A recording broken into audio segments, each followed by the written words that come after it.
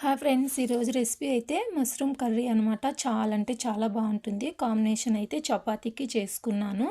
ఇక్కడ మష్రూమ్స్ అయితే నేత ఉన్నాయండి. చాలా అంటే చాలా బాగున్నాయి మష్రూమ్స్ అయితే. ఇలా నేను ఒకసారి 2 టైమ్స్ వాష్ చేసుకొని ఇక్కడ పైన లైట్గా పొట్టు ఉన్నింది. ఆ పొట్టు అయితే తీసుకున్నాను.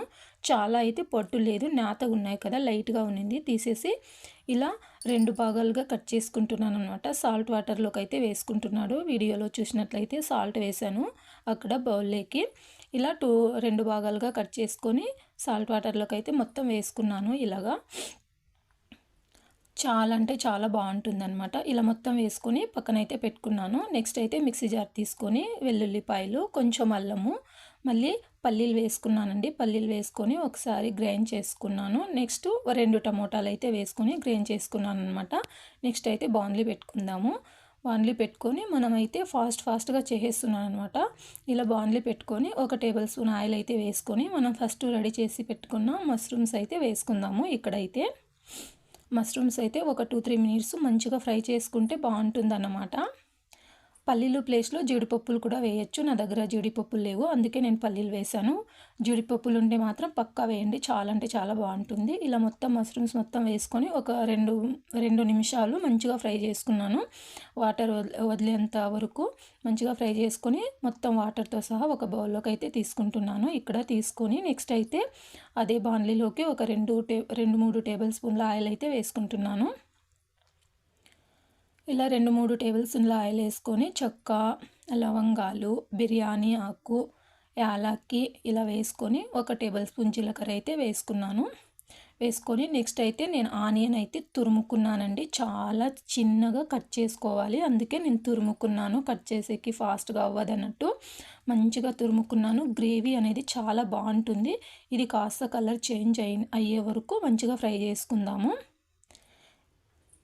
ఇలా మంచిగా ఫ్రై చేసుకున్న తర్వాత మనమైతే పేస్ట్ రెడీ చేసి పెట్టుకున్నాం కదా, ఆ పేస్ట్ని అయితే మొత్తం వేసుకుందాము. వేసుకొని అడుగంటుకోకుండా, చూసారా కలర్ చేంజ్ అయిపోతుంది. ఇక్కడ టమోటాలు వేసాం కాబట్టి అడుగంటుకోకుండా మంచిగా ఫ్రై చేసుకుందాము. కొంచెం ఆయిల్ వదిలేలాగా చూసుకోండి, అడుగంటుకోకుండా. ఇలా 2-3 నిమిషాలు మంచిగా మూత పెట్టుకొని మంచిగా ఫ్రై చేసుకుంటూ ఉందాము, మధ్య మధ్యలో చూసుకొని. నెక్స్ట్ అయితే 1.5 టేబుల్ స్పూన్ ధనియాల పౌడరు, 1.5 టేబుల్ స్పూన్ కారం పౌడర్ వేసుకున్నానండి. కారం మీ రుచికి తగ్గట్టు కారం పౌడర్ అయితే వేసుకోండి. ఇక్కడ పసుపు కాస్త వేసుకొని అడుగంటుకోకుండా మంచిగా కలుపుకుందాము. రుచికి తగ్గట్టు సాల్ట్ కూడా వేసుకుందాము. ఇక్కడే మనము మష్రూమ్స్లో కూడా సాల్ట్ వేసాము, దాన్ని కూడా చూసుకొని వేసుకోండి. ఇక్కడైతే మష్రూమ్స్ వాటర్తో సహా వేసుకున్నాను. వేసుకొని మంచిగా కలుపుకున్నానండి. ఇలా మొత్తం మంచిగా కలుపుకొనేసి ఒక 2-3 మినిట్స్ మూత పెట్టేశాను. మూత పెట్టేసి తర్వాత చూసారా ఆయిల్ వదిలేసింది. చాలా అంటే చాలా టేస్టీగా ఉందండి. కర్రీ అయితే చాలా బాగుంది. ఎవరైనా వీడియో చూస్తున్నట్లయితే తప్పకుండా ట్రై చేయండి, నిజంగా చాలా బాగుంది. వాటర్ అయితే వేసుకుందాము.